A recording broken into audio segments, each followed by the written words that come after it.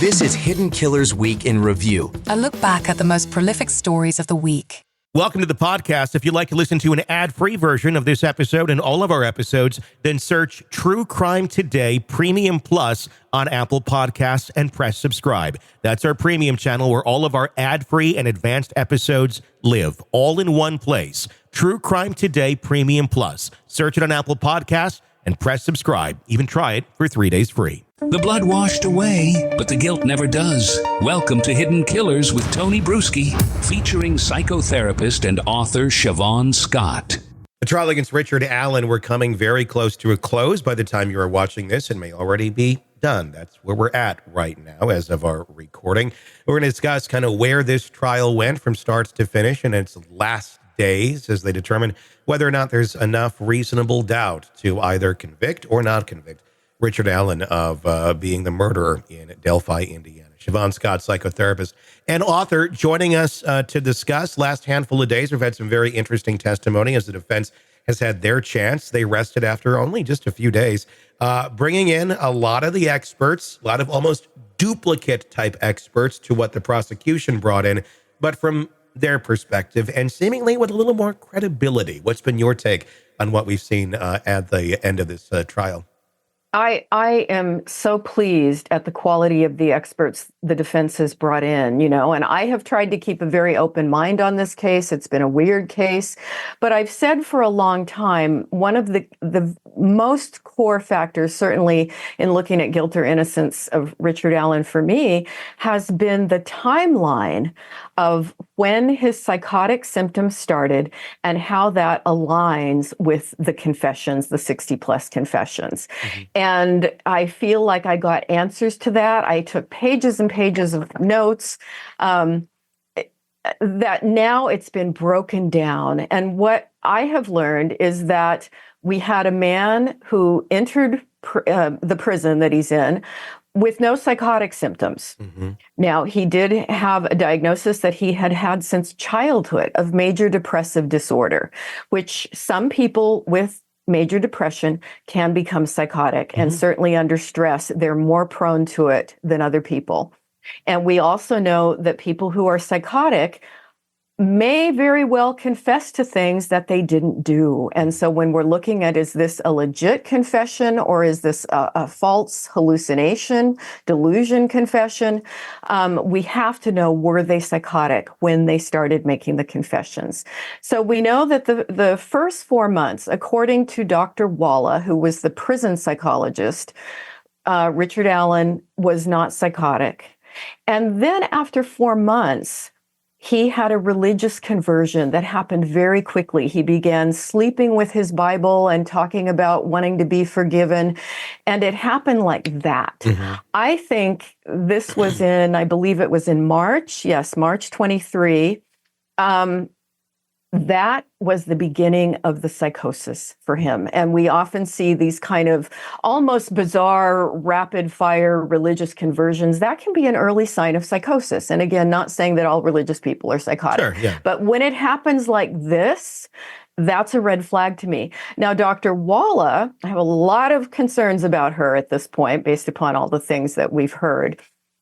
She consistently maintained that when he started with some of the bizarre behavior, he was malingering, which means feigning symptoms for some kind of benefit. Mm-hmm. I think she was wrong. And clearly, over the course of the few weeks after that religious conversion, he became increasingly psychotic. The eating feces, the naked, the masturbating while singing. I mean, just the bizarre behavior. I don't think people eat feces when they're feigning psychosis. I just, sorry, I can't go there. Now, I think there's bias within the prison system toward believing people are malingering because they do see a lot of it. It does happen a lot. But I think that can create a biased perception. And I am fairly certain, I'll stick my neck out and say that Dr. Walla was biased.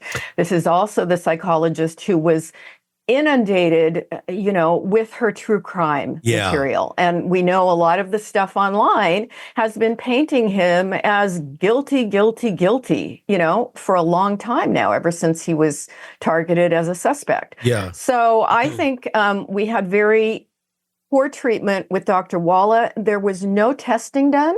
We can do psych testing that looks for malingering. That was never done. I don't see any excuse for that. I mean, to me, that's, malpractice. Eventually, Dr. Walla did call in her supervisor and another clinical person to take a look at him. And that's when they decided, okay, he is psychotic, and let's start some Haldol. They gave him an injection of Haldol. Was that the right medication? Not everybody responds to Haldol. It's an older medication. It's cheap. It was worth a try. I don't know that it helped. It may have helped a bit. But he did start to improve over time after he had had another dose and doses after that. So I think there was no question he was psychotic. I think he was psychotic before Dr. Walla understood what was happening. And I think maybe at that point she had difficulty backtracking. So that's why she called in some other people to take a look.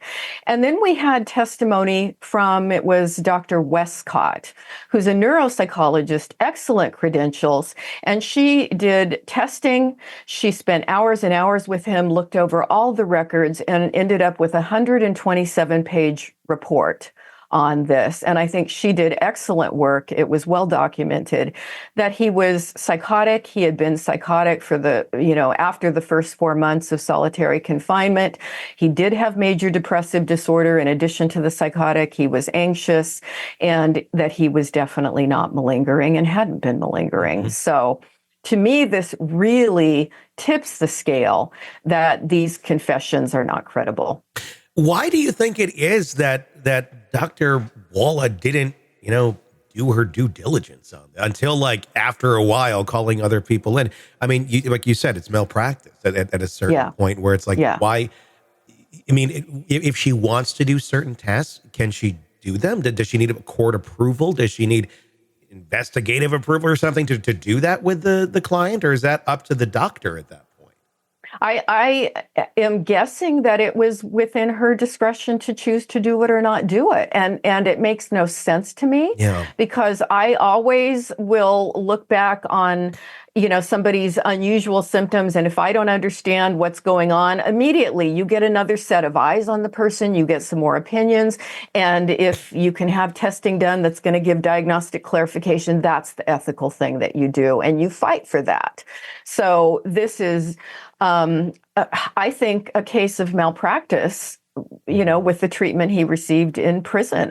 She was seeing him for a long period of time. She was seeing him daily. Yeah. But I have real concerns about her possible bias, that she had already decided he was guilty and therefore was looking through a lens and a filter that she only saw what she wanted to believe. It's scary. Which is horrible. Siobhan Scott, psychotherapist and author, thank you for joining us. Now, as this trial barrels towards its conclusion, one thing is abundantly clear. The case against Richard Allen has left a trail of unanswered questions and ethical concerns. From the shaky confessions extracted during what experts describe as a psychotic break to forensic evidence that's been relentlessly picked apart. This isn't just a test of Allen's innocence or guilt. It's a litmus test for the justice system in Delphi. What started as a straightforward quest for justice has spiraled into a tangled web of missteps, bias, procedural failures that could haunt this case long after the verdict is read. The defense's strategy in these final days has been nothing short of methodical, aimed squarely at dismantling the prosecution's narrative piece by piece. They've brought in top-tier experts to challenge everything from the timeline of the murders to the forensic methods used to link Allen to the crime scene. Perhaps the most explosive revelation came from the digital forensic expert who testified about Libby German's phone. According to her, a headphone jack was plugged into the device hours after the girls were last seen. That singular detail, it shakes the foundation of the prosecution's timeline, suggesting either the girls were alive longer than previously believed, or, more disturbingly, that someone else was involved in their deaths. And yet the prosecution has offered no plausible explanation for this anomaly, leaving jurors to connect the dots themselves. Then there's the matter of Richard Allen's confessions, more than 60 of them, given while he was held in solitary confinement. The prosecution has learned and leaned very heavily on these confessions, but the defense argues they're anything but reliable. Psychiatric experts have testified that Allen was in the midst of a severe psychotic breakdown, triggered by over a year in isolation. His behavior during this time was described as textbook psychosis. Textbook. Eating feces, stripping naked, bizarre religious delusions. These aren't the actions of a rational mind, let alone one capable of making credible admissions of guilt. Yet despite clear signs of mental deterioration, the prison psychologist repeatedly dismissed Allen's symptoms as malingering, a damning oversight that could amount to maybe even malpractice. It's not just the psychological evidence under scrutiny. The forensic evidence, once touted as the cornerstone of the prosecution's case, has come under fire as well. A key piece of this puzzle is the unspent cartridge found near the girls' bodies, which the state claims matches Allen's firearm. But the defense's firearms expert dismantled this claim, arguing that the methodology used to make the match was fundamentally flawed. According to him, comparing markings on fired versus unfired cartridges is like comparing apples to oranges. Without this physical link, the prosecution's case becomes even more precarious, relying heavily on circumstantial evidence and those disputed confessions. What's striking is how the prosecution seems so confident heading into the trial, as if they believe their evidence would be enough to silence any doubts. Instead, the defense has turned the spotlight on the glaring inconsistencies and procedural failures that have plagued the investigation from the very start. Questions about law enforcement's handling of the case, potential biases, and even the competency of their forensic analysis room very large. At times, it feels like a criminal trial, or less like a criminal trial, I should say, and more like an expose on how not to conduct an investigation.